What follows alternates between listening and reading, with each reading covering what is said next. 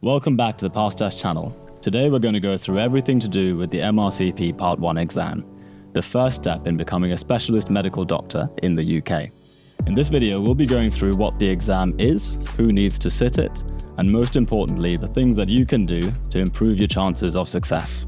The Part 1 exam is designed to test your knowledge of the basic sciences and common conditions that you encounter frequently in hospital. It will enable you to form a foundation upon which you can build your knowledge throughout your postgraduate training.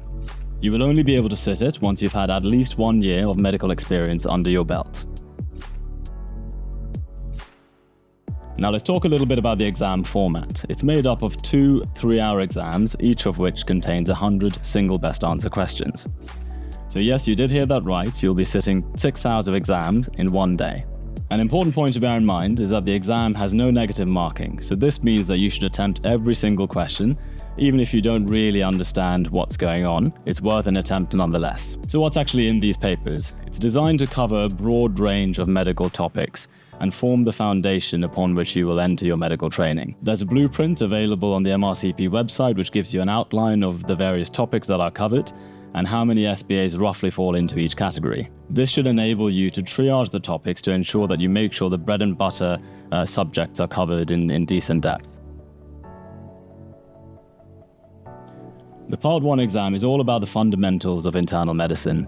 So this means that there's quite a lot of basic sciences which you likely wouldn't have visited since you were at medical school. The Part 2 exam, on the other hand, focuses more on specialist knowledge that's relevant to various specialties within the medical field. The idea is that Part 1 lays a foundation, after which you can delve into various specialties in more detail with the Part 2 exam. In terms of difficulty, it's quite hard to compare the Part 1 and Part 2 exams.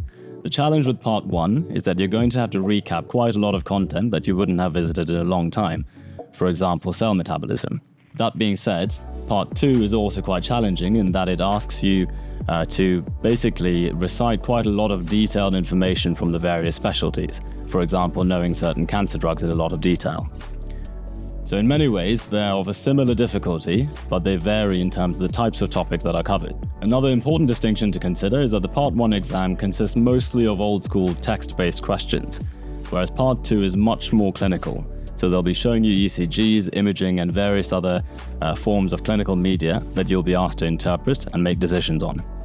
The Part 1 exam is held 4 times a year, and you can find these dates on the MRCP UK website. To sign up, you'll need to create an account on the MRCP UK website and follow the steps from there. Now let's talk about preparing for exam day. Whether you're taking it online or in a test centre, you have to be prepared. Before the exam day, make sure you check your test centre and plan your travel accordingly. It's also important to make sure you take your ID and any admission documents that are necessary. On the exam day itself, it's important to make sure you arrive early just to make sure you can make a prompt start. From that point onwards, given that the exam is quite lengthy, it's worth taking plenty of fluids and snacks as well if the exam centre allows it. Given that there's only a short time between the papers, it's worthwhile bringing your own lunch, just in case there's nowhere to eat nearby. And for some of you, you may not necessarily need all 3 hours to complete the paper, in which case it's important to make sure you leave quietly and respectfully, just in case there's others who are taking a little bit more time. Now let's chat about the scores. A score above 60% is generally seen as good. The pass mark is currently set at 540, which is roughly equivalent to 60%. The scores usually range from 200 to 800. This is thanks to a process called equating, which adjusts for the difficulty of each question and the overall exam. Preparing for MRCP Part 1 isn't just about memorizing facts. It's important to become very well acquainted with interpreting clinical vignettes and making decisions. The best way of doing this is by getting through as many SBAs as possible.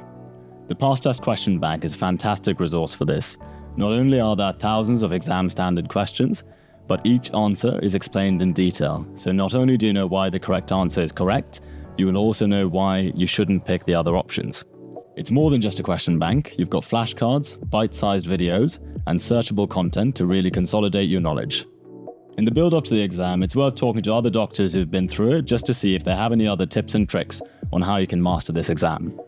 After the exam, your score will be calculated using the process of equating. To get your results, you just need to log on to the MRCP UK website. So that's everything you need to know about the MRCP Part 1 exam. I hope you found it useful, And if you did, please do like and subscribe, as we've got plenty more videos coming soon. Good luck with your MRCP Part 1 exam.